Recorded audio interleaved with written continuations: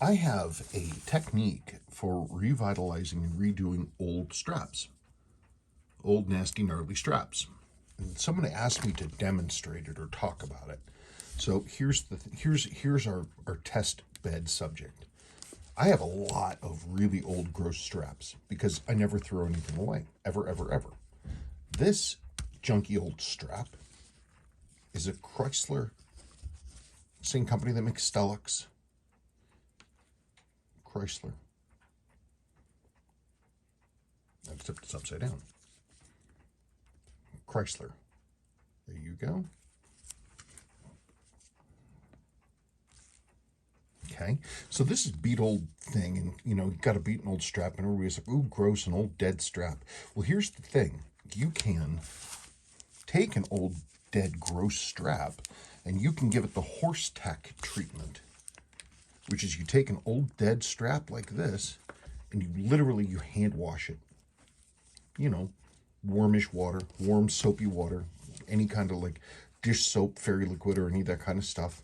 And you soap it up and you get it really wet and you work it through so the soap gets all the way through. You just work it and work it and work it. And you'd be amazed at the color that the water will turn.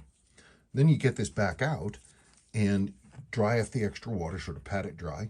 And then you coat the whole thing in lanolin. I use a product called Picard's.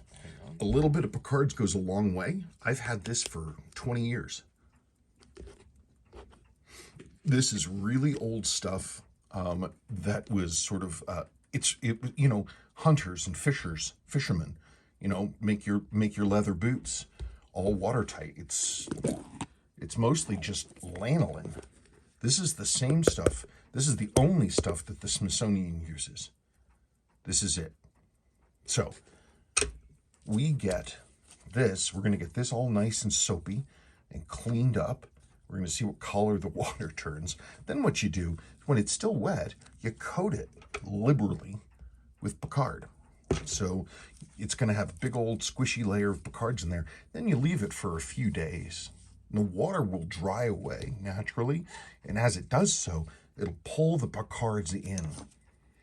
And it makes the straps, junky old straps, and it makes them super, super nice again. So we'll try that and we'll see. So let's, I'm going to take this old Stellux and see how we do. Yeah, because it's nice, genuine calf skin. Cool stuff. All right, okay. So that was just a few minutes later. I hand washed this. It's still quite wet, and you want to, it's quite damp.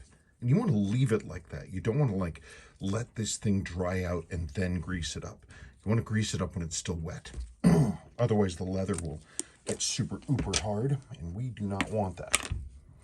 The reason the Smithsonian uses this stuff is because it's non-acidic. A lot of, leather treatments are aimed to soften the leather, and they do that by using acid, basically, to break the leather down. So if you're an archivist or a museum, you can't really do that because you'll destroy the leather long term. So this is what Smithsonian uses. And I've used it for decades, and I've never seen it have a deleterious effect. So you get it all nice and goopy like this, right? Let's do this one too. And as the water, then we're going to go and we're going to leave it. It's going to think thoughts. We're going to leave it for a good few days. And as the water leaves, the Picard gets pulled in.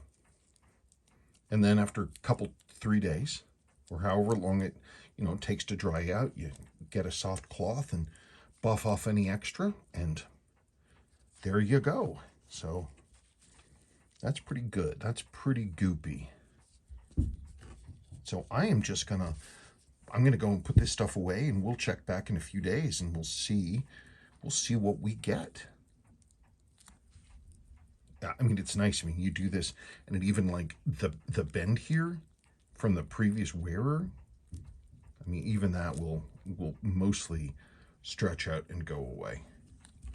So let's check back in a few days.